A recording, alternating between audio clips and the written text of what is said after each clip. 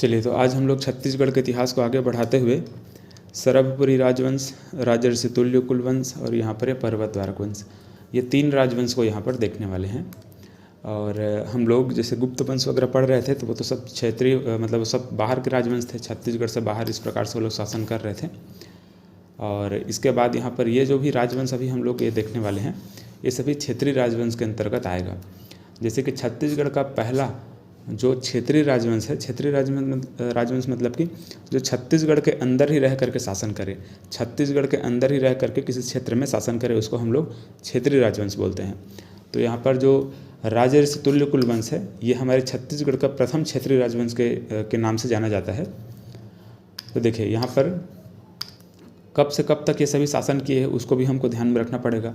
जैसे कि जो राजर्षि तुल्य कुलवंश है ये इस प्रकार से जो रायपुर का जो आरंग वाला क्षेत्र है, इस आरंग वाले क्षेत्र में ये शासन कर रहे थे, ठीक है। इसी प्रकार से यहाँ पर जो सरभपुरी राजवंश है, ये सरभपुरी राजवंश एक क्षेत्र में नहीं 3 क्षेत्र में, हमारे छत्तीसगढ़ के जो 3 क्षेत्र है वहाँ पर शासन किए हैं। जैसे कि पहली राजधानी तो पहले इनका संबलपुर था, फिर धीरे से उनकी राजधानी छत्तीसगढ़ आ गई।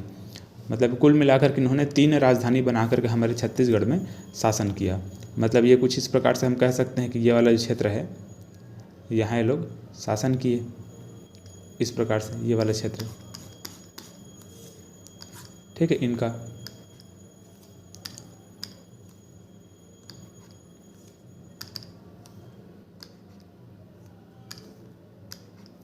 ठीक है, तो ये सरभपुरी राजवंश। और यहाँ पर ये हम लोगों ने क्या देखा, ये राजर्षि तुल्य कुलवंश राजवंश।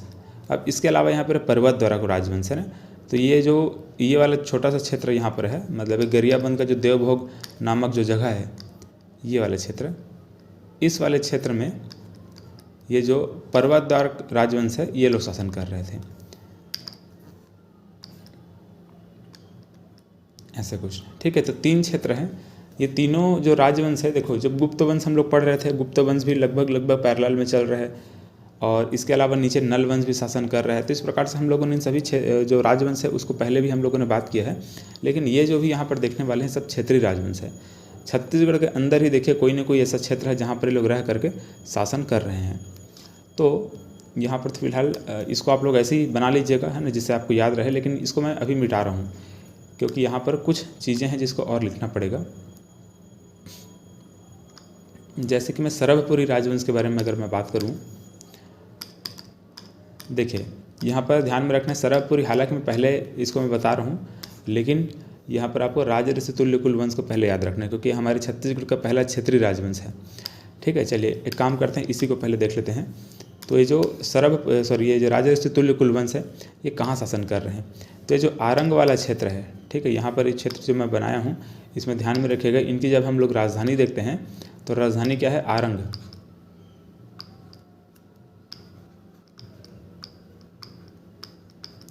ठीक है। आरंग ये रायपुर में है, ठीक है, रायपुर का जो आरंग वाला क्षेत्र है ना, कुछ इस वाले क्षेत्र में आरंग है। तो यहाँ पर ये जो राजवंश है ये शासन कर रहे थे, राजर्षि तुल्य कुलवंश। कब से कब तक शासन कर रहे थे, तो ये शासन कर रहे थे 4वीं सदी से लेकर के 6वीं तक, ठीक है, 34 से लेकर के 6वीं शताब्दी तक इन्होंने शासन किया। यहाँ चाहो पूरा लिख सकते हैं ऐसे शताब्दी तक शासन किया ऐसे बोल करके, वरना 34 से 6वीं से लिखो उतना ही काफ़ी है, इस प्रकार से, ठीक है। तो कौन से क्षेत्र में शासन कर रहे हैं, आरंग वाले क्षेत्र में शासन कर रहे हैं, 34 से लेकर के 6वीं शताब्दी तक शासन कर रहे थे। इसको हम छत्तीसगढ़ का प्रथम राजवंश कह सकते हैं, ठीक है, छत्तीसगढ़ का प्रथम क्षेत्रीय राजवंश कह सकते हैं, मतलब यही है छत्तीसगढ़ का प्रथम क्षेत्रीय राजवंश।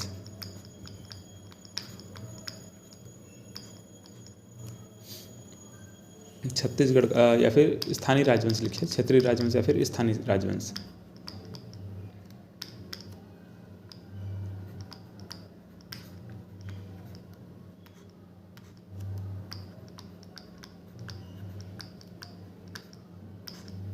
इस प्रकार से, ठीक है। तो 3 पॉइंट इसके बारे में बहुत ज़्यादा इंपॉर्टेंट है, तीनों को याद रखेंगे। छत्तीसगढ़ का पहला जो राजवंश है, मतलब कि पहला स्थानीय राजवंश राजर्षि तुल्य कुलवंश, कब से कब तक शासन कर रहे थे? 4वीं से 6वीं शताब्दी तक के आरंग वाले क्षेत्र में ये लोग अपना राजधानी बना करके शासन कर रहे थे।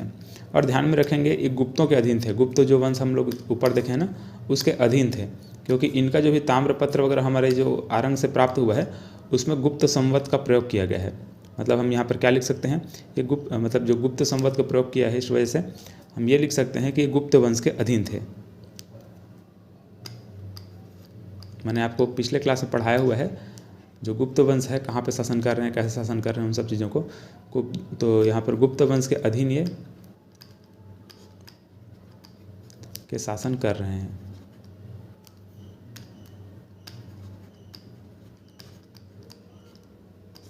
ठीक, इस प्रकार से राजऋषि तुल्य कुलवंश, इनकी जो भी मुद्रा वगैरह जो भी प्राप्त होती थी, मतलब जैसे कि इनका एक आरंग ताम्रपत्र प्राप्त हुआ है। ठीक है, आरंग ताम्रपत्र में हमको क्या देखने को मिलता है कि गुप्त संवत का प्रयोग किया गया है। ठीक है, आरंग ताम्रपत्र में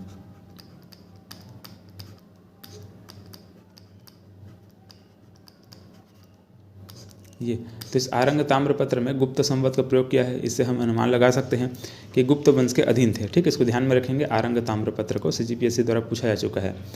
ठीक है, यहाँ पर जो भीमसेन देखने वाले हैं ना, ये जो शासक यहाँ पर देखने वाले भीमसेन प्रथम, भीमसेन द्वितीय, तो ये जो भीमसेन द्वितीय हैं इसका ही आरंग ताम्रपत्र हमको देखने को मिलता है।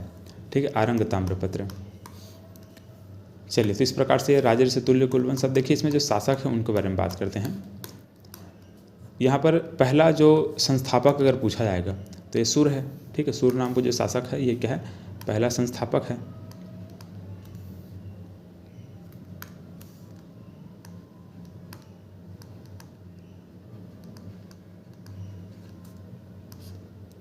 ठीक है, सुर क्या है, संस्थापक कहलाएगा। अब इसके बाद को यहाँ पर जो शासक है देखिए कौन कौन सा है। एक दैत है ना, दैत प्रथम है, दैत प्रथम, फिर विभीषण, फिर यहाँ पर भीमसेन प्रथम, फिर यहाँ पर दैत वर्मन द्वितीय। देखो यहाँ पर दैत प्रथम आया था, यहाँ पर दैत द्वितीय आ गया। ठीक, अब इसके बाद ये विभीषण था, विभीषण प्रथम था, ये यहाँ पर विभीषण द्वितीय आ गया। मतलब कुल मिलाकर इसको आप याद रख सकते हैं ऐसे, जैसे कि सुर, दैत, विभीषण, भीम, ये चार याद रखेंगे। ये चारों जब याद हो गया, इसके बाद यहाँ पर आप दूसरे और चौथे को रिपीट कर दीजिए। ठीक है, दूसरे और चौथे को रिपीट कर दीजिए। देखिए ये दूसरे नंबर का है और ये चौथे नंबर का है, तो जो दूसरा और जो चौथा है उसको आप रिपीट कर दीजिए। तो यहाँ पर सुर, दैत, विभीषण, भीम, इस प्रकार से लिखाएगा। उसके बाद दैत द्वितीय और यहाँ पर भीमसेन द्वितीय। तो इस प्रकार से इसको आप सिंपली याद रख सकते हैं। तो यहाँ पर अब देखिए इनके शासकों के बारे में ऐसा कोई विशेष जानकारी नहीं है, बस ये इसके बारे में हमको 2-3 पॉइंट जो कि मैंने मतलब जो जानकारी लायक है उसको मैंने आपको यहाँ पर बता दिया। एक पॉइंट और लिख सकते हैं, इनकी जो राजमुद्रा थी उसमें सिंह अंकित होता था, सिंह इनकी राजमुद्रा थी।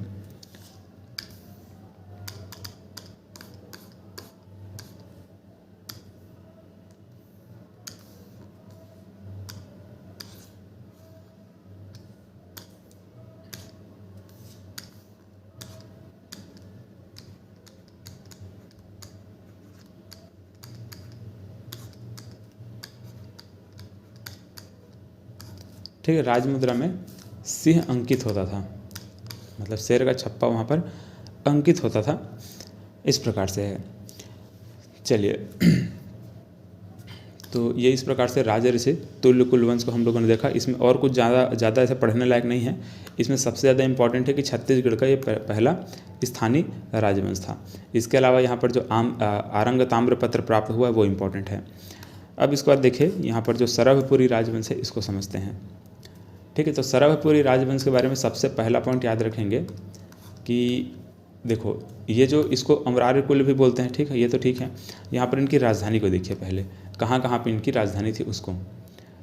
तो इन्होंने सबसे पहले तो इनकी जो राजधानी थी ये संबलपुर वाला क्षेत्र। ठीक है, छत्तीसगढ़ का ये वाला क्षेत्र है, यहाँ पर संबलपुर है। तो इस संबलपुर वाले क्षेत्र में इनकी राजधानी थी। ठीक है, ये जो संबलपुर है जिसको अभी वर्तमान में हम लोग संबलपुर बोल रहे हैं, इसका पहला या फिर मतलब पुराना नाम अगर पूछा जाएगा तो सरभपुर लिखेंगे। ठीक है, सरभपुर ऐसे। ठीक है, सरभपुर इनकी राजधानी क्या, सरभपुर। पहले संबलपुर वाले जो क्षेत्र है वो वाला क्षेत्र में।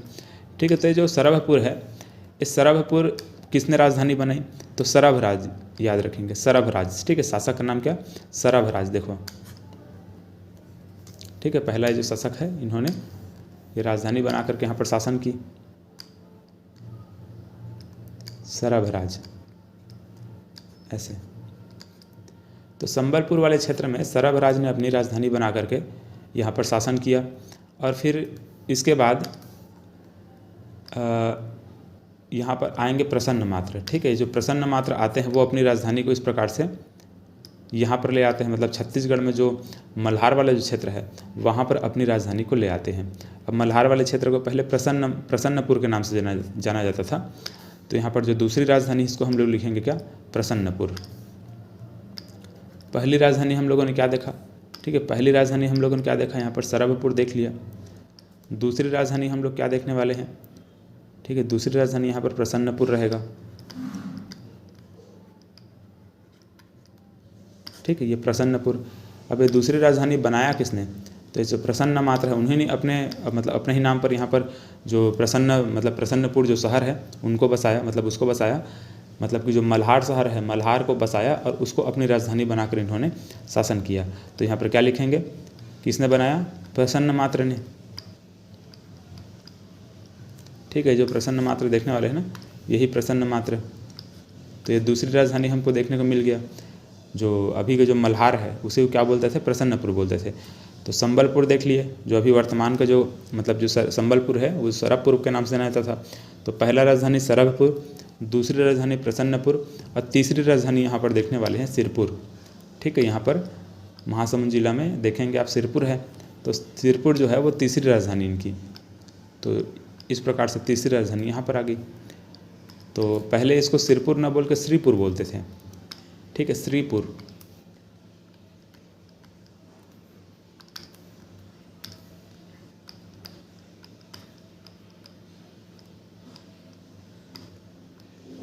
ऐसे सिरपुर, मतलब इसको श्रीपुर बोलते थे। चलिए, तो ये श्रीपुर है। अच्छा, इसको किसने राजधानी बनाया, तो इसमें याद रखेंगे प्रवरराज।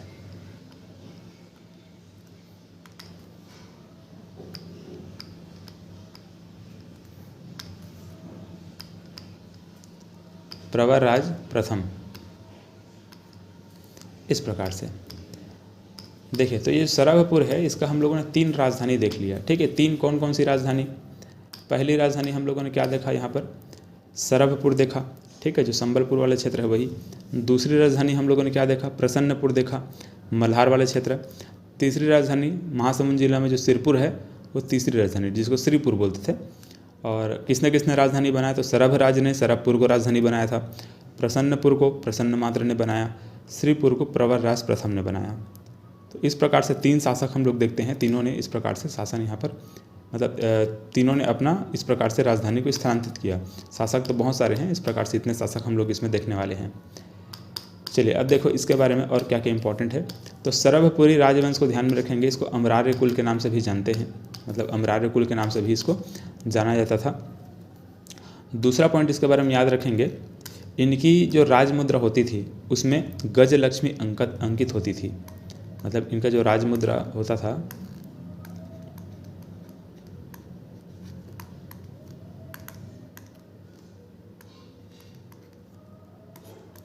तो ये जो राजमुद्रा इनका होते थे उसमें गजलक्ष्मी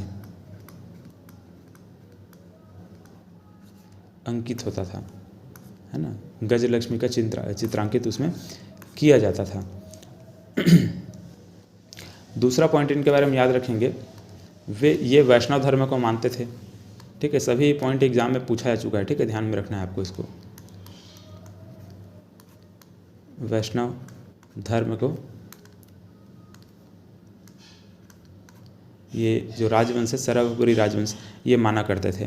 ठीक है, ये 3 पॉइंट अच्छे से याद रखेंगे। अमरार्य कुल इसको बोला जाता है, ये वैष्णव धर्म को मानते हैं और इनकी राजमुद्रा में गजलक्ष्मी अंकित होता था। ठीक है, चलिए अब देखिए, यहाँ पर जो शासक यहाँ दिया हुआ है ना, इनका नाम हमसे ज़्यादा पूछा जाता है। शासक को क्रम में जमाने के लिए बोल देगा, या फिर और किसी भी तरीके से प्रश्न पूछा जा सकता है, तो इनको हमको विशेष करके याद रखना होगा। देखिए, तो इसको आपको याद रखने का एक छोटा सा ट्रिक मैं आपको बता देता हूँ। ऐसे याद रखेंगे, कैसे याद रखेंगे, यहाँ पर पहले क्या है, सर है ना, तो सर, फिर नरेंद्र है, तो ऐसे याद रखेंगे सर ने। ठीक है, सर ने, और फिर याद रखेंगे प्रसन्न, ठीक है, सर ने प्रसन्न। और इसके बाद यहाँ पर मन देखिए, मन लिखा हुआ है, तो ये प्रसन्न हो चुका है, यहाँ पर मन को याद रखेंगे, तो सर ने प्रसन्न मन। और यहाँ पर सुदेव है, तो सुदेव का से याद रखेंगे, सर ने प्रसन्न मन से। और यहाँ पर प्रवर, तो प्रवर।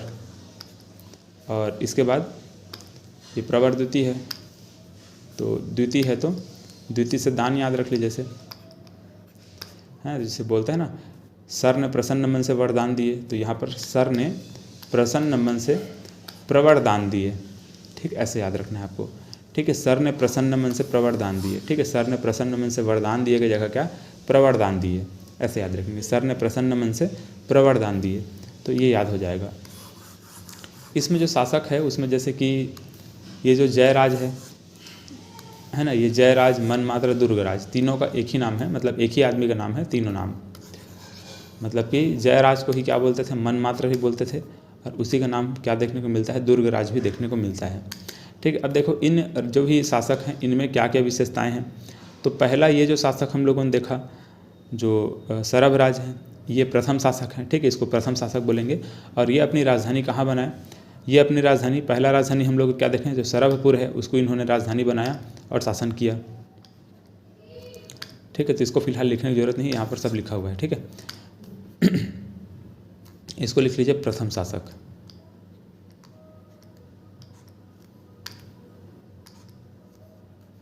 ठीक है, प्रथम शासक इस प्रकार से। इसके आते हैं क्या, नरेंद्र। तो अब नरेंद्र के बारे में इम्पॉर्टेंट पॉइंट है, कुछ कुछ याद रखना होगा इसको। जैसे इनका हमको 2 ताम्रपत्र मिलता है, ठीक है, एक तो पीपरदुला ताम्रपत्र,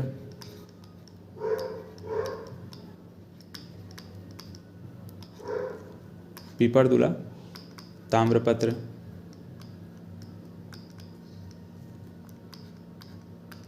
और दूसरा है कुरुद ताम्रपत्र।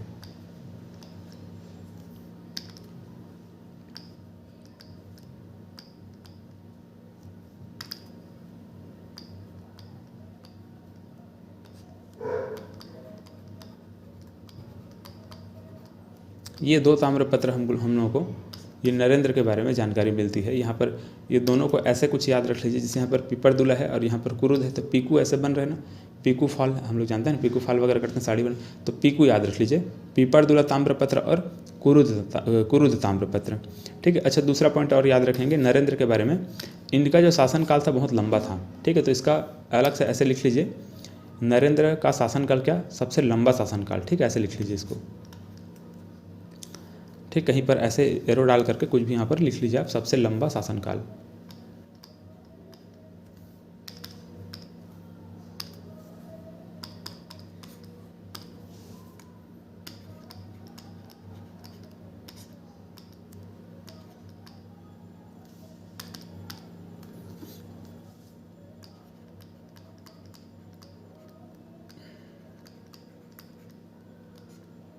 ठीक है, लंबा शासनकाल। तो नरेंद्र के बारे में 2 चीज़ हम लोग देखें, एक तो इनका ताम्रपत्र के बारे में बात कर लिए, और दूसरा यहाँ पर जो इनका जो शासनकाल है उसको हम लोगों ने देख लिया। अब यहाँ पर आते हैं प्रसन्न मात्र, ठीक है। प्रसन्न मात्र देखिए, प्रसन्न मात्र के बारे में बहुत सारी चीज़ें हैं। प्रसन्न मात्र के बारे में हम लोगों ने क्या देखा, इन्होंने राजधानी कहाँ लाया, प्रसन्न मात्र ने अपनी राजधानी ये जो मल्हार वाला जो क्षेत्र है प्रसन्नपुर, यहाँ इन्होंने अपनी राजधानी स्थानांतरित कर लिए। तो राजधानी स्थानांतरित करने वाले शासकों में हम लोग क्या क्या देखने, मतलब किसको इसको देखने वाले हैं। एक तो ये सरभपुरी राजवंश, इन्होंने अपना पहली राजधानी बनाकर शासन किया। प्रसन्न मात्र, जिन्होंने यहाँ पर प्रसन्नपुर को राजधानी बनाकर शासन किया। इसके बाद यहाँ पर प्रवरराज प्रथम, ठीक है, प्रवरराज प्रथम, तो प्रवरराज ने अपनी राजधानी सिरपुर को बना करके शासन किया। तो 3 शासक है जिसके बारे में राजधानी के बारे में बात करने वाले हैं। अब प्रसन्न मात्र के बारे में देखिए, प्रसन्न मात्र के बारे में और क्या क्या इंपॉर्टेंट चीज़ें हैं उसको। तो पहले चीज़ तो याद रखेंगे, बहुत शक्तिशाली शासक थे।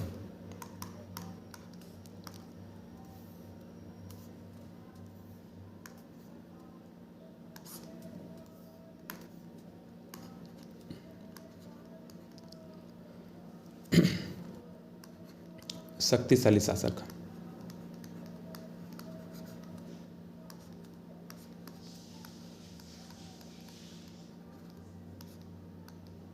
ठीक है, शक्तिशाली शासक थे, पहला पॉइंट हुआ।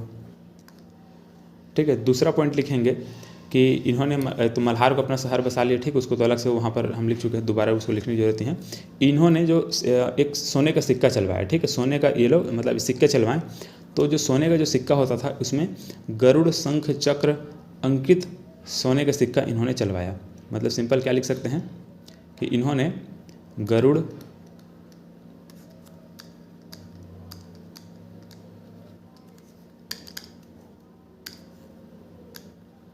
शंख चक्र अंकित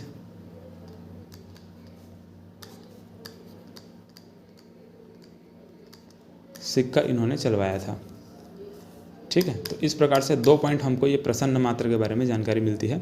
एक तो पहला क्या कि ये शक्तिशाली शासक थे, दूसरा क्या गरुड़ शंख चक्र अंकित सिक्का इन्होंने चलवाया था। ठीक है, प्रसन्न मात्र। अब देखिए यहाँ पर आते हैं मन मात्र, जयराज या फिर दुर्गराज। तो इनका जो सिक्का हो मतलब इनका भी सिक्का चलता था, तो उन्हीं यही जो सिक्का है उसमें गजलक्ष्मी अंकित होता था। ठीक है, इनके जो सिक्के थे इसमें गजलक्ष्मी चित्रांकित होते थे। जैसे कि हम लोगों ने लिखा ना यहाँ पर राजमुद्रा इनकी गजलक्ष्मी है, तो यहाँ पर इसको लिख लेंगे कि इनके सिक्के में गजलक्ष्मी अंकित होता था, ऐसे।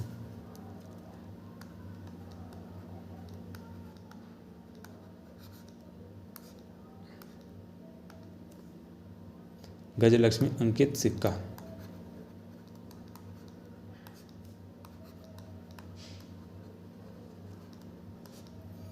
ठीक है, इस प्रकार से।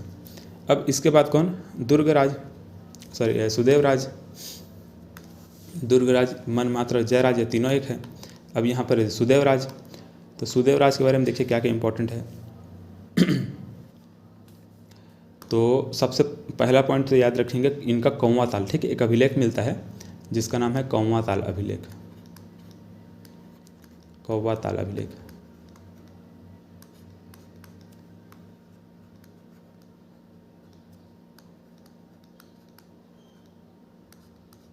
इस प्रकार से, ठीक, कौवा ताल अभिलेख।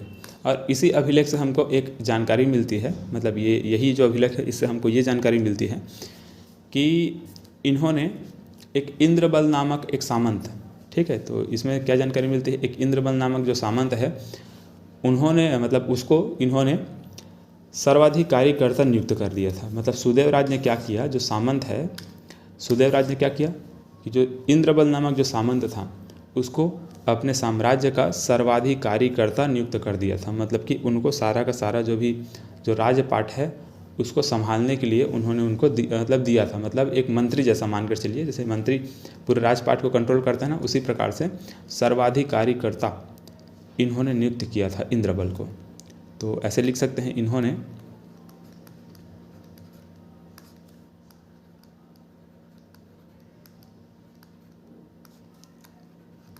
इंद्रबल को सर्वाधिकारी कर्ता, इसको इधर लिखिए।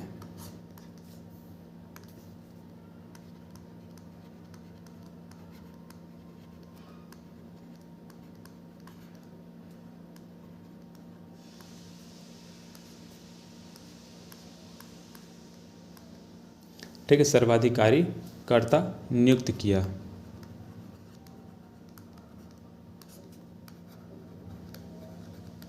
इस प्रकार से, ठीक है। तो ये हम लोगों ने क्या देखा, जो सुदेवराज है उनके बारे में हम लोगों ने देखा। इन्होंने क्या किया कि इंद्रबल को, ठीक है, एक सामंत इंद्रबल को अपने साम्राज्य का सर्वाधिकारी कर्ता नियुक्त कर दिया। और फिर यही जो सामंत मतलब यही जो सामंत है इंद्रबल, ठीक है, ये जो सामंत इंद्रबल है ये आगे चल करके इनके ये जो शासक हैं ये प्रवर राजनीति इनकी हत्या कर देते हैं। ठीक है, यहाँ पर हम क्या लिखेंगे अब कि ये जो प्रवर राजनीति है इनकी हत्या कर देते हैं इंद्रबल। इंद्रबल ने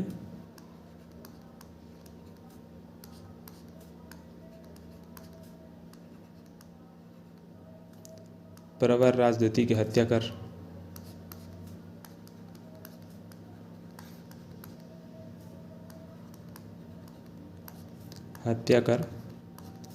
पांडु वंश की नींव रख दी।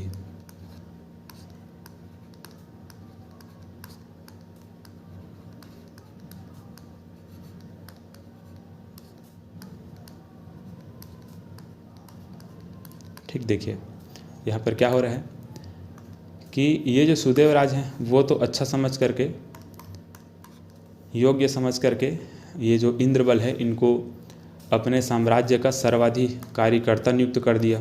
ठीक है, ये लेकिन ये जो इंद्रबल हैं आगे चल करके प्रवर राजद्विती, ठीक है, प्रवर राजद्विती मतलब कि यही जो ये जो सरभपुरी राजवंश है इन्हीं के एक शासक लास्ट वाले ही जो है प्रवर राजद्विती, इनकी हत्या करके खुद यहाँ पर पांडु वंश के नींव रख देते हैं। कहाँ पर? ये सिरपुर वाले क्षेत्र में। देखो तो यहाँ पर हुआ क्या क्या समझिए। पहले तो ये सरभपुरी राजवंश में ये सरभ राज प्रथम शासक बनकर यहाँ आए। सरभपुर वाला जो क्षेत्र है मतलब कि जो संबलपुर वाला क्षेत्र है वहाँ पर शासन किए। इसके बाद नरेंद्र जो आते हैं, इनका 2 ताम्रपत्र हमको मिलता है, पीपरदुला ताम्रपत्र और दूसरा कुरुद ताम्रपत्र। इनका जो शासनकाल था लंबा शासनकाल था। ये भी सरभपुरी जो क्षेत्र है, सरभपुर वाले क्षेत्र, यहाँ पर रह करके शासन किए। फिर आते हैं प्रसन्नमात्र। तो प्रसन्नमात्र ये शक्तिशाली शासक थे। ये अपना जो साम्राज्य है वो इसको यहाँ सिरपुर वाले क्षेत्र में ला करके यहाँ पर राजधानी बनाकर शासन किए। प्रसन्नपुर वाला क्षेत्र में शासन किए। तो ये जो प्रसन्नमात्र हैं इनका सिक्का भी प्राप्त होता है, गरुड़ शंख चक्र अंकित सिक्का हमको देखने को मिलता है। और यहाँ पर इसके बाद जयराज मनमात्र या फिर दुर्गराज ये शासन किए। तो इनके जो सिक्के हैं उसमें गजलक्ष्मी अंकित हमको सिक्का देखने को मिलता है। इनकी राजमुद्रा भी क्या होती थी? गजलक्ष्मी भी होती थी, मतलब गजलक्ष्मी को ही इसका राजमुद्रा मानते हैं। इसके बाद यहाँ पर सुदेवराज।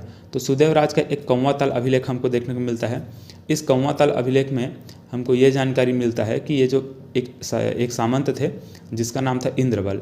तो सामंत इंद्रबल को इन्होंने सर्वाधिकारीकर्ता नियुक्त कर दिया। ठीक, किसने नियुक्त किया? सुदेवराज ने। और सुदेवराज कहाँ शासन कर रहे हैं? ठीक है, मतलब ये प्रसन्नपुर वाले क्षेत्र में शासन कर रहे हैं। और प्रसन्नपुर वाले क्षेत्र में शासन करते करते मतलब मल्हार वाले क्षेत्र में शासन कर रहे हैं। और इसी समय इन्होंने इंद्रबल को अपने साम्राज्य का सर्वाधिकारीकर्ता नियुक्त किया। ठीक है, अब दूसरा काम एक चीज़ और करते हैं। ये जो सुदेवराज हैं ये प्रवर राज प्रथम को, ठीक है, प्रवर राज प्रथम जिन्होंने अपनी राजधानी लाई, तो प्रवर राज प्रथम को सुदेवराज ने ये जो सिरपुर वाला क्षेत्र है, सिरपुर वाले क्षेत्र में गवर्नर बनाकर भेजा था कि सिरपुर वाले क्षेत्र में जाओ और शासन करो। मतलब कि देखो सुदेवराज कहाँ शासन कर रहे हैं? मल्हार वाले क्षेत्र में शासन कर रहे हैं, प्रसन्नपुर में शासन कर रहे हैं। तो शासन करते हुए इन्होंने ये जो प्रवर राज है इनको सिरपुर वाला क्षेत्र भेजा गवर्नर बना करके कि सिरपुर वाले क्षेत्र में जाकर तुम गवर्नर बन करके शासन करो बोल करके यहाँ पर इनको यहाँ पर भेजा। ठीक है, मतलब यहाँ का गवर्नर नियुक्त किया। सुदेवराज ने प्रवर राज को यहाँ पर गवर्नर नियुक्त किया। फिर अगला जो शासक बनता है प्रवर राज द्वितीय बनता है, सिरपुर वाले ही क्षेत्र में शासन करेगा। तो आप यहाँ पर प्रवर राज प्रथम को आप ऐसे भी कह सकते हो कि गवर्नर बनकर यहाँ आया था और उसके बाद यहाँ पर अपनी राजधानी बनाकर शासन किया। या फिर आप ऐसे भी कह सकते हो कि अपनी राजधानी यहाँ पर इन्होंने ट्रांसफ़र किया, मतलब कि यहाँ पर प्रसन्नपुर से अपनी राजधानी यहाँ पर इन्होंने स्थानांतरित किया, आप ऐसे भी कह सकते हो। तो यहाँ पर जो तीसरा जो राजधानी है यहाँ पर ये जो प्रवर राज प्रथम है इन्होंने अपनी राजधानी लाया था यहाँ पर सिरपुर में। और यहाँ पर जब शासन किए फिर अगला शासक जो आया प्रवर राज द्वितीय, तो इसके समय में जो इंद्रबल यहाँ पर जिसको सर्वाधिकारीकर्ता नियुक्त किया गया था सुदेवराज के द्वारा, तो ये जो इंद्रबल है इन्होंने प्रवर राज द्वितीय की हत्या कर दी और यहाँ पर पांडु वंश की नींव रख दी। मतलब कि पांडु वंश अब कहाँ से हम पढ़ना शुरू करेंगे? सिरपुर से। तो सिरपुर में पांडु वंश मतलब यहाँ पर स्थापित हो जाता है। पांडु वंश का नींव यहाँ पर रख दिया गया, किसके द्वारा? इंद्रबल के द्वारा। अब आगे हम लोग जो देखने वाले हैं वो पांडु वंश के बारे में ही हम लोग बात करने वाले हैं। अब देखें यहाँ पर कुछ पॉइंट और है, जैसे कि हमको इन सरभपुरी राजवंश के बारे में जानकारी कहाँ से मिलती है? सरभपुरी राजवंश के बारे में हमको जानकारी कहाँ से मिलती है? तो इनकी जानकारी हमको कुछ गुप्त वंश के जो शासक हैं, है ना, गुप्त वंश के शासक हैं, उनके जो अभिलेख हैं वहाँ से हमको जानकारी देखने को मिलती है। जैसे कि एक हम लोगों ने भानुगुप्त देखा था, है ना, भानुगुप्त देखा था। तो किस में देखा था? गुप्त वंश में हम लोगों ने देखा था। तो गुप्त वंश के जो भानुगुप्त हैं उसका हम लोगों ने एक एरड़ अभिलेख देखा था। मध्य प्रदेश वाले क्षेत्र से एक एरड़ अभिलेख प्राप्त हुआ था जिसमें सती प्रथा के बारे में उल्लेख किया गया था, है ना। मतलब सती की जो भानुगुप्त के जो भोजराज मंत्री था, मतलब भानुगुप्त के मंत्री भोजराज, उनकी पत्नी सती हो गई थी, ऐसे हम लोगों ने उसको देखा हुआ था। तो उसी के बारे में यहाँ पर याद रखेंगे। जो सरभपुरी राजवंश के जो शासक हैं उनके बारे में हमको जो भानुगुप्त के एरड़ अभिलेख है वहाँ से भी जानकारी मिलती है। ठीक है, तो यहाँ पर क्या लिख सकते हैं? भानुगुप्त के एरड़ अभिलेख से जानकारी मिलती है।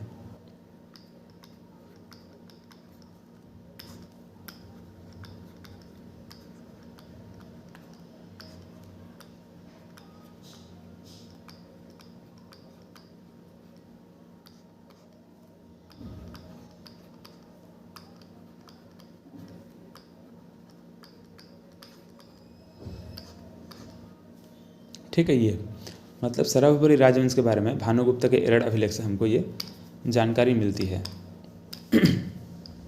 चलिए एक पॉइंट यहाँ पर और मैं लिखवाना चाहूँगा कि ये जो सरभपुरी राजवंश है, सरभपुरी राजवंश की 2 रानियाँ थी,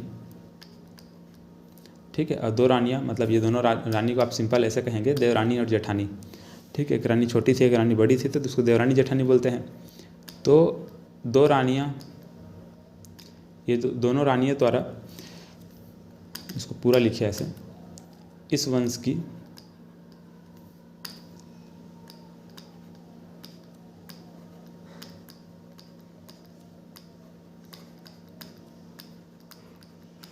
दो रानियों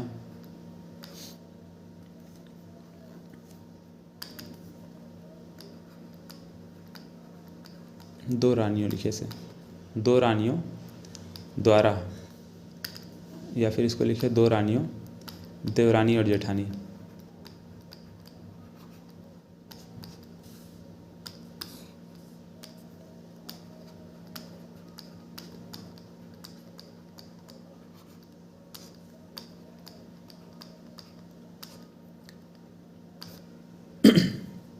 देवरानी और जेठानी, ठीक है। इनके द्वारा 5वीं से 6वीं शताब्दी के आसपास में, 5वीं से 6वीं सदी में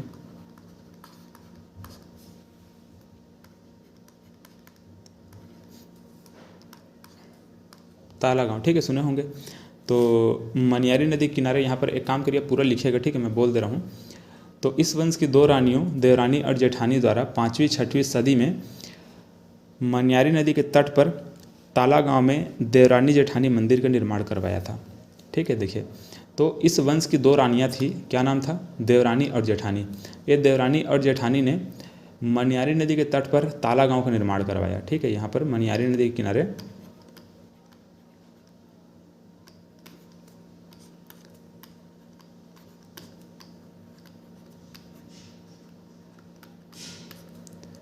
मनियारी नदी के किनारे ताला गांव में, ठीक है। गांव का नाम क्या है? ताला गांव। देवरानी जेठानी का मंदिर, देवरानी जेठानी मंदिर का निर्माण करवाया, ठीक है। मंदिर का नाम क्या? देवरानी जेठानी मंदिर। तो इस वंश की 2 रानियाँ, ठीक है। कौन रानियाँ थी? एक देवरानी थी, एक जेठानी थी। तो देवरानी और जेठानी, इनके द्वारा 5वीं 6वीं सदी में मनियारी नदी के किनारे मुंगेली में, ठीक है, ध्यान में रखेंगे, मुंगेली जिला में यहाँ पर मनियारी नदी के किनारे क्या, अच्छा देखिए, ये फिलहाल इसको मुंगेली में नहीं लेना है आपको, इसको बिलासपुर में लेना है, ठीक है। जैसे कि हम लोग क्या देखते हैं, ऐसे मुंगेली जब देखते हैं, ऐसे इधर मुंगेली है, इधर बिलासपुर है, और यहाँ पर ऐसा मनियारी नदी है। तो इसी किनारे यहाँ पर बिलासपुर जिला में ये जो ताला गांव है, ठीक है, गांव का नाम क्या? ताला गांव। इस ताला गांव में देवरानी जेठानी मंदिर का निर्माण करवाया गया था। किसने करवाया? ये देवरानी और जेठानी, ये दोनों ने मिलकर करवाया, ठीक है। और यहीं पर हमको एक रुद्रशिव की प्रतिमा भी देखने को मिलती है। रुद्रशिव की प्रतिमा जिसके शरीर में बहुत सारे जीव जंतुओं इस प्रकार से जड़े हुए हैं, ठीक है। आगे मैं अगले क्लास में उसको बता दूंगा आपको कैसा दिखाई देता था, उसका पिक्चर वगैरह यहाँ पर मैं डाल दूंगा। तो जो रुद्रशिव की प्रतिमा है वो इस जगह से हमको देखने को मिले हैं। चलिए, तो इस प्रकार से देवरानी जेठानी के बारे में हम लोगों ने बात किया। कहाँ से हमको इनके बारे में जानकारी मिलती है? देवरानी जेठानी की जो मंदिर है कहाँ है? ताला गांव में है, मनियारी नदी किनारे हैं, बिलासपुर जिला में है, ठीक है। तो इतना पॉइंट यहाँ पर इसके बारे में याद रखेंगे। एक पॉइंट और चाहें तो लिख सकते हैं। यहाँ पर देखिए, जो नदी, ठीक है, नदी कौन सा? प्रसन्नपुर। ये जो है प्रसन्नपुर, इसमें कभी कभी पूछा जाता है प्रसन्नपुर है किस, प्रसन्नपुर जो है किस नदी के किनारे है? तो जो प्रसन्नपुर है निडला नदी के किनारे हैं, निडला नदी के किनारे। निडला मतलब कहाँ है निडला नदी? निडला नदी किसको बोलते हैं? निडला नदी आपको लीलागर नदी जो है ना, बिलासपुर और जांजगीर चांपा के बीचों बीच प्रकार से एक नदी बहती है, निडला नदी, उसी को कहते हैं, लीलागर नदी को। नदी वाला टॉपिक में आप लोगों को मैं पढ़ा चुका हूँ। निडला नदी के किनारे इन्होंने जो प्रसन्नपुर नामक जो शहर है इसको बताया, मतलब यहाँ इसको बसाया। प्रसन्नपुर नगर की स्थापना निडला नदी किनारे किया गया था, ऐसे याद रखेंगे। चलिए, तो ये हम लोगों ने सरभपुरी राजवंश के बारे में जितने भी इंपॉर्टेंट पॉइंट बन सकते थे उसको देख लिया। इसके बारे में ये तीनों राजधानी को याद रखेंगे, सरभपुर, प्रसन्नपुर और सिरपुर। किसने किसने मतलब लाया था? सरभराज, प्रसन्नमात्र और प्रवरराज। इसके बाद यहाँ पर इंद्रबल के बारे में अच्छे से याद रख लेंगे। इंद्रबल ने प्रवर राजवती की हत्या करके पांडुवंश की नींव रख ली। आगे अब हम लोग पांडुवंश ही पढ़ेंगे। देखो यहाँ पर जो देवरानी और जेठानी द्वारा ये जो मंदिर निर्माण करवाया गया था 5वीं 6वीं शताब्दी में, मैंने बताया यहाँ पर मनियारी नदी के किनारे ताला गांव में एक देवरानी जेठानी मंदिर का निर्माण करवाया। इस मंदिर को हमारे छत्तीसगढ़ का सबसे प्राचीन मंदिर के रूप में भी देखा जाता है। ठीक है, याद रखेंगे, छत्तीसगढ़ के सबसे प्राचीन मंदिर के रूप में इसी मंदिर को देखा जाता है। किस मंदिर को? देवरानी जेठानी जो मंदिर है ताला गाँव का, उसी को। यहाँ पर एक रुद्र शिव की प्रतिमा, मैंने बताया कि एक शिव भगवान की प्रतिमा है, रुद्र शिव की प्रतिमा है, जिसके शरीर में मतलब शिव भगवान जैसा नहीं दिखता है, वो कुछ दूसरे ही तरीके से दिखता है। तो उसके शरीर में बहुत सारे जीव जंतुओं का मुख को जड़ा गया है ना, बहुत सारे जीव जंतु के मुख को उसमें इस प्रकार से लगाया गया है। आप चाहें तो गूगल में इसको सर्च करके देखिए, देवरानी जेठानी मंदिर रुद्र शिव की प्रतिमा, आपको चित्र देखने को मिल जाएगा। या फिर अगले क्लास में मैं उसको बता भी दूंगा कैसा दिखाई देता था। अब देखिए यहाँ पर पर्वत द्वारक वंश। तो मैंने क्या बताया कि ये देवभोग वाला जो क्षेत्र है, देवभोग वाला क्षेत्र, इस देवभोग वाले क्षेत्र में पर्वत द्वारक वंश शासन कर रहे थे। अच्छा, इसमें याद रखेंगे ये कब से कब तक शासन कर रहे थे, ये जो सरभपुरी राजवंश है।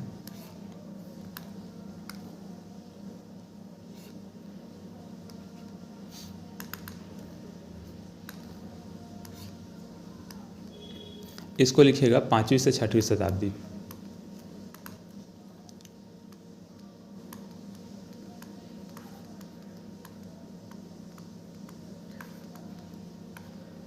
ठीक है, 5वीं 6वीं सदी के आसपास ये शासन कर रहे थे।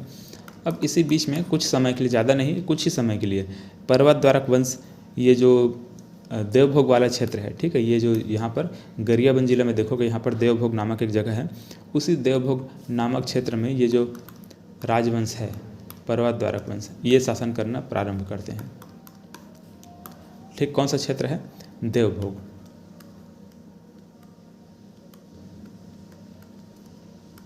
इस प्रकार से देवभोग वाले क्षेत्र में शासन करना शुरू करते हैं। इसके शासकों में ज़्यादा कुछ जानकारी नहीं है। एक याद रखना सोमन राज को, और दूसरा याद रखना तुष्टिकर को।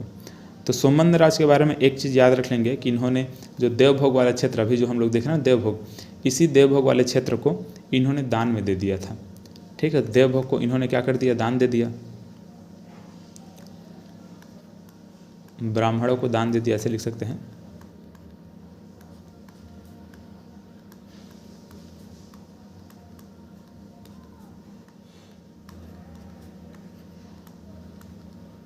देवभोग वाले क्षेत्र को इन्होंने दान में दे दिया था, इतना ऐसे याद रखेंगे।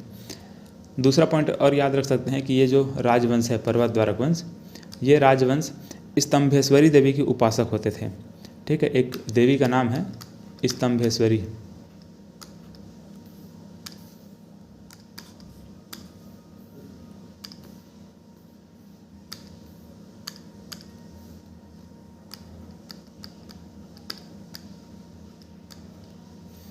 स्तंभेश्वरी देवी।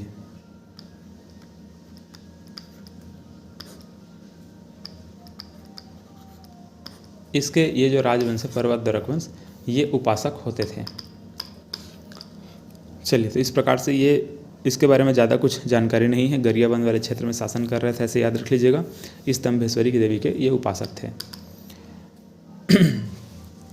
देखिए, अब यहाँ पर एक पॉइंट और मैं आपको लिखवाना चाहूँगा। जितने भी जो राजवंश हम लोग यहाँ पर देख रहे हैं, जितने भी जो राजवंश हम लोग यहाँ पर पढ़ रहे हैं, क्षेत्रीय राजवंश हो या फिर जो भी राजवंश हो, हमारे छत्तीसगढ़ का राजवंश हो या फिर बाहर का राजवंश हो, जितने भी राजवंश पढ़े हैं। अच्छा, चलो, इसमें जितने भी जो हमारे क्षेत्रीय राजवंश, छत्तीसगढ़ के अंदर में ही जो शासन करने वाले जो राजवंश हैं, उनका क्रम आपसे पूछा जाएगा, है ना। बाहर वाले जो राजवंश है उसका क्रम तो नहीं पूछा जाता है।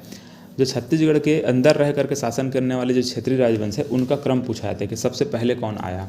तो सबसे पहले मैंने आपको क्या बताया अभी कि ये जो राजर्षि तुल्य कुलवंश है वो पहले आए थे। तो इसका क्रम हमको यहाँ पर लिखना है। तो पहला कौन आया था? राजर्षि तुल्य कुलवंश।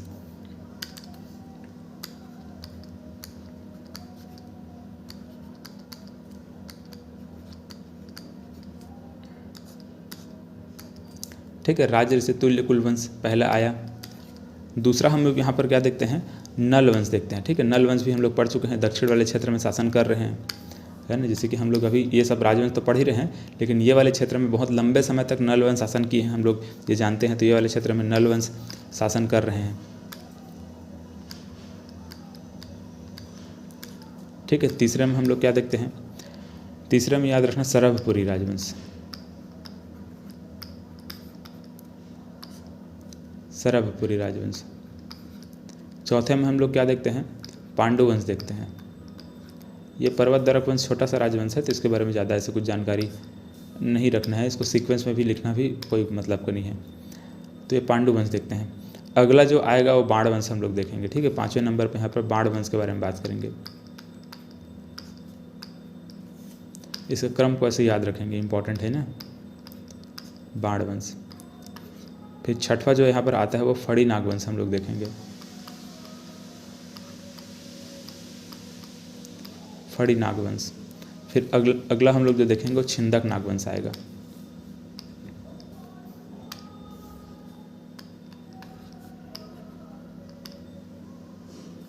छिंदक नागवंश।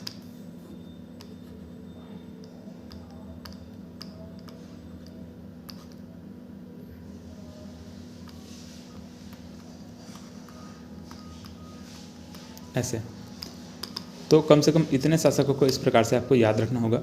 राज ऋषि तुल्य कुलवंश है ना, राज ऋषि तुल्य कुलवंश। इसको याद रखने का भी कुछ एक ऐसा ट्रिक आप लोग बना सकते हैं। जैसे यहाँ पर देखिए, राज ऋषि तुल्य कुलवंश है तो पहले राज याद रखिए, है ना, राज ने, राज न से नल वंश से क्या याद रख लेंगे, ने याद रख लेंगे, राज ने। अब यहाँ पर सरभपुरी राजवंश है तो सरभपुरी के लिए यहाँ पर शराब याद रख लीजिए ऐसे। तो राज ने शराब, पांडु याद रख लीजिए ऐसे। और यहाँ पर ये बाण वंश का बी याद रखिए और इसका एफ याद रखिए। तो शराब ने पांडु, बी एफ। ठीक है, बेस्ट फ्रेंड या फिर मतलब ऐसे याद रख सकते हैं, शराब में पांडु, बेस्ट फ्रेंड पे छिड़का ऐसे याद रख लीजिए, छिड़का, छिंदक से छिड़का ऐसे याद रख लेंगे, छिड़का ऐसे कुछ, है ना। तो शराब ऐसे किसी के ऊपर छिड़क रहे हैं तो ऐसे याद रखिए, राज ने शराब पांडु बी एफ पे छिड़का, ऐसे कुछ इसको ट्रिक बना करके याद रख सकते हैं। ठीक है, क्योंकि ऐसे याद रखने से ज़्यादा लंबे समय तक याद रहेगा। तो राज ऋषि तुल्य कुलवंश, नल वंश, सरभपुरी राजवंश और पांडु वंश, फिर बाण वंश, फड़ी नागवंश, फिर छिंदक नागवंश। इस प्रकार से सीक्वेंस को आपको याद रखना होगा। ठीक है, सीक्वेंस को बार बार एग्जाम में पूछा जाता है तो इसको याद रखना बहुत ज़रूरी है। चलिए, तो हम लोगों ने यहाँ पर राज ऋषि तुल्य कुलवंश, सरभपुरी राजवंश और पर्वत द्वारक वंश, 3 वंश को कंप्लीट किया। अब इसके बाद मैंने यहाँ पर बता भी दिया है कि कौन आएगा, पांडु वंश आएगा। क्योंकि यहाँ पर जो इंद्रबल है, ये जो इंद्रबल है, इन्होंने पांडु वंश का नींव रख दिया है। प्रवर राजद्युति की हत्या करके यहाँ पर इस वाले क्षेत्र में, मतलब सिरपुर वाले क्षेत्र में ये पांडु वंश का नींव रखा गया। और ये जो पांडु वंश है बहुत ही आगे लंबे समय तक हम लोग इसको देखने वाले हैं। बहुत पराक्रमी शासक यहाँ पर आते हैं, महासेगुप्त, बलार्जुन वगैरह हम लोग देखने वाले हैं इस राजवंश में, बहुत पराक्रमी होने वाले हैं। तो वो शासक को हम लोग इस प्रकार से आगे देखने वाले हैं। बाकी ये राज ऋषि तुल्य कुलवंश से छोटा छोटा शासक हैं, ये ज़्यादा इसके और आगे हम लोग वंश वगैरह नहीं देखते हैं, सिंपल इतना ही देखकर इसको ख़त्म कर देते हैं। चलिए, अब यहाँ पर हमको आगे पढ़ना क्या है, पांडु वंश के बारे में पढ़ना है। मिलते हैं अगले क्लास में।